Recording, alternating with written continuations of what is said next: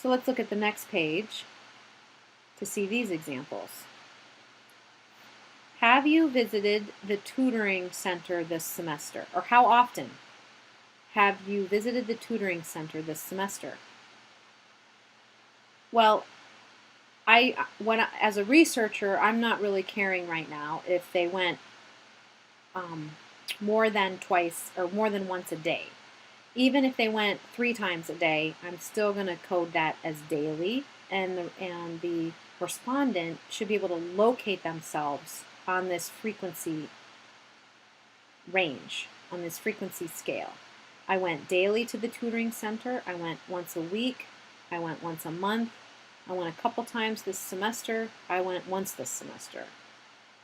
What makes this an exhaustive response list of responses is this inclusion of never. How often have you visited the tutoring center this semester? Well, what if I didn't go? If I was only offered 1 through 5, I wouldn't be able to locate myself in these response categories. You have to offer all the possible choices in the range. So that's what's not good about this one on the left-hand side. How often do you read the newspaper? Daily, twice a week, a couple times a month, only a few times a year. What I'm not offering the respondent is a never option. I never read the newspaper. And somebody who never reads the newspaper won't be able to answer this question. They can't locate themselves at all within those response categories. So sometimes that's why it's important to include an other. For instance, if you think back to the question earlier about primary goal for attending the college, and I provided a list of response categories, it was important to provide an other response choice for those respondents because they might not interpret that question the same way. They might not interpret the response categories the same way. So if I include an other, I've now made the list exhaustive for them, and that's good. Another important, sometimes catch-all response category to use is don't know, or in the case of a rating scale, it would be important if you're asking somebody to rate something, you want to find out what their level of familiarity is with the thing you're asking them to rate. So one way you could say, please rate, let's talk about the tutoring center. Please rate your satisfaction with the tutoring center on a scale of 1 to 10. Well, if they've never used the tutoring center, you're going to have an erroneous rating here if you force them to answer that question. So what you would want to add on to this rating scale to make the response categories exhaustive is something like not used. I didn't use it. And that allows the respondent that didn't use the tutoring center to be able to have an answer for this question.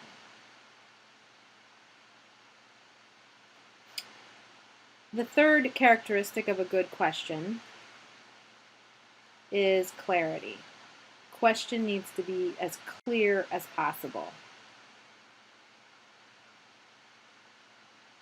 Meaning it needs to be as specific as possible, with no ambiguity, if you can help it. So on the left-hand side, we have a question that is somewhat ambiguous, and we have very ambiguous response categories. But you'll see this kind of response scale on a lot of satisfaction surveys. And what's difficult about this sometimes is that my excellent is going to be different from the next respondent's excellent.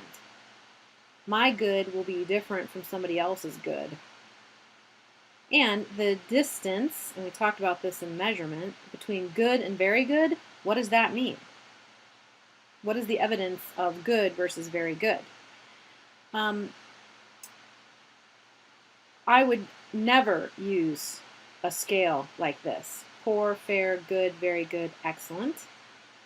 For a number of reasons, but one I would like to point out here is look at how it biases, and that'll be the next one. It biases the responses to the positive.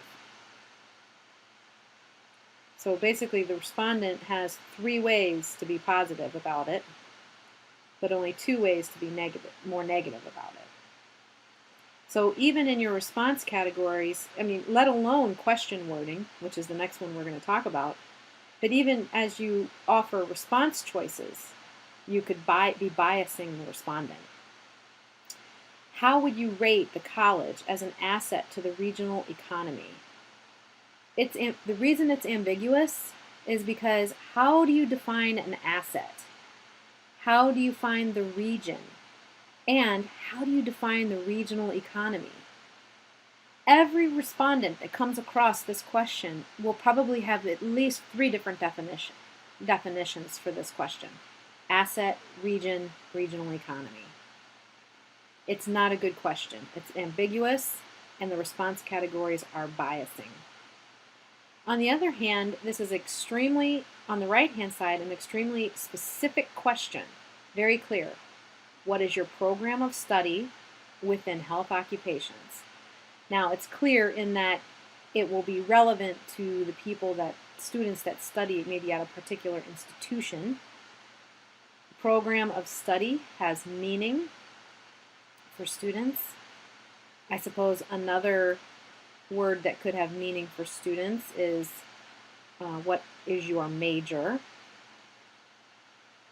Within health occupations, this is a named academic area at our institution. And then very specific about the choices.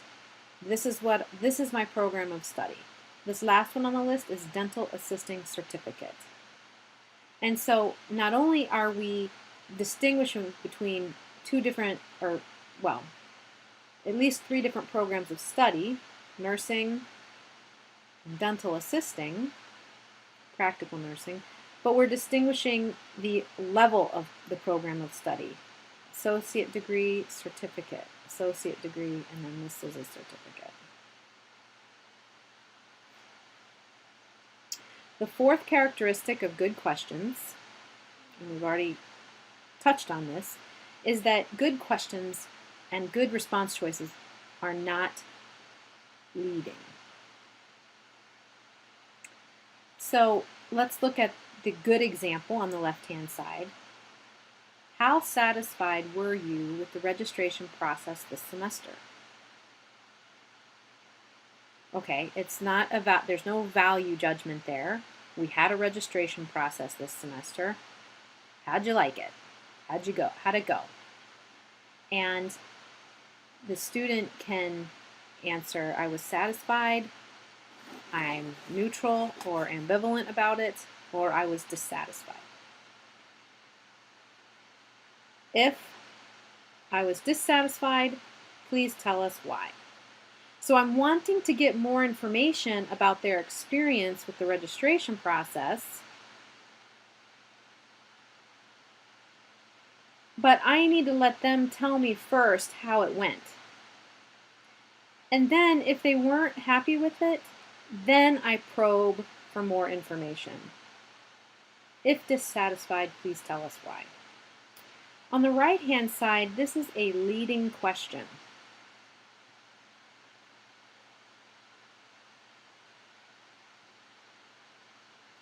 What scheduling problems did you face during registration this semester? Well, you might think that's an okay question. I'd like to know the answer to that question.